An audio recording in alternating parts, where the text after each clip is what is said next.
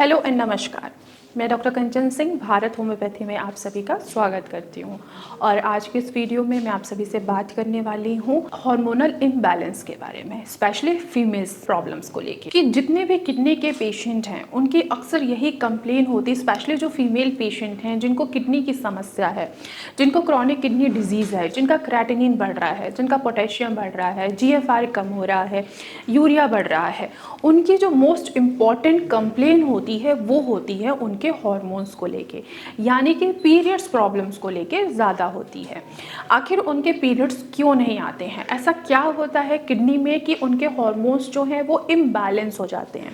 तो आज मैं इसी टॉपिक पे लेकर आई हूँ। आज की वीडियो यही है कि आखिर जो फीमेल किडनी की हैं, आखिर उनमें ऐसा क्या होता है कि उनके हॉर्मोन्स इम्बैलेंस हो जाते हैं। तो चलिए वीडियो को स्टार्ट करते हैं।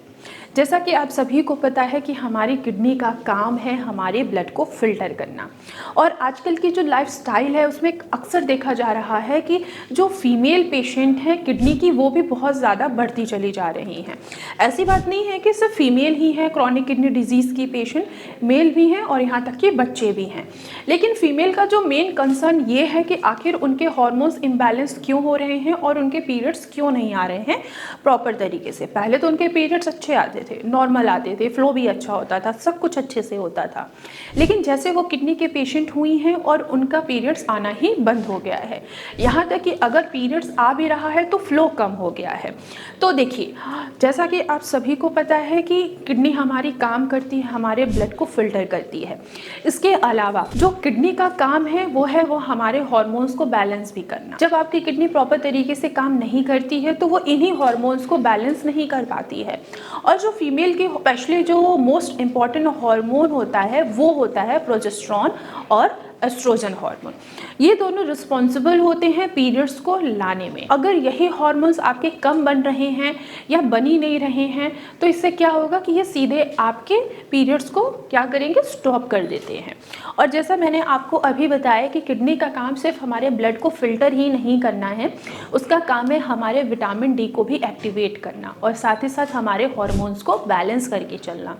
अब आप किडनी के पेशेंट हैं, आपकी पूरी बॉडी डिस्टर्ब है, आपका क्रेटिनिन बढ़ रहा है, आपका यूरिया बढ़ रहा है, किडनी आपके हॉर्मोन्स को भी बैलेंस नहीं कर पा रही है, किडनी आपके पीएच के लेवल को भी बैलेंस नहीं कर पा रही है। तो ऐसे कंडीशन में फीमेल्स को में देखा जाता है कि उनका जो पीरियड्स है वो आना बंद हो जाता है, यानी कि आपके हॉर्मोन्स जो है वो किडनी प्रॉपर तरीके से बैलेंस नहीं कर पा रही है। आपका जो एस्ट्रोजन हॉर्मोन्स है, प्रोजेस्टेरॉन हॉर्मोन्स है, वो प्रॉपर नहीं बन पा रहा है, वो बैलेंस में नहीं आ रहा है, जिसके वजह से फीमेल पेशेंट को मेनोपॉज जैसी समस्या भी आने लगती है और उनके पीरियड्स भी नहीं आते हैं। तो मेन जो रीज़न यही है कि जब आपकी किडनी काम नहीं करेगी तो वो आपके हॉर्मोन्स को भी बैलेंस नहीं करेगी, उनको प्रॉपर प्रोडक्शन नहीं कर पाएगी, जिसके वजह से आपके पीरियड्स जो होते हैं वो इम्बैलेंस हो जाते हैं, इम्प्रॉपर हो जाते हैं, यहाँ तक कि डिले भी हो जाते हैं।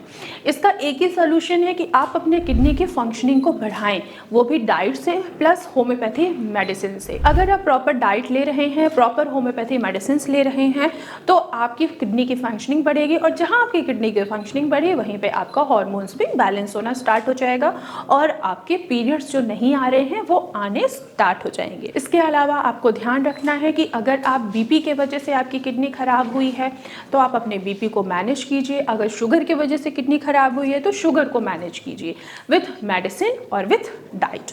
अगर आप डाइट अच्छे से फॉलो करते हैं तो क्या होगा कि आपकी किडनी की फंक्शनिंग अच्छी हो जाएगी और आपके हॉर्मोन्स इम्बैलेंस होंगे और साथ ही साथ आपके पीरियड्स आने स्टार्ट हो जाएंगे।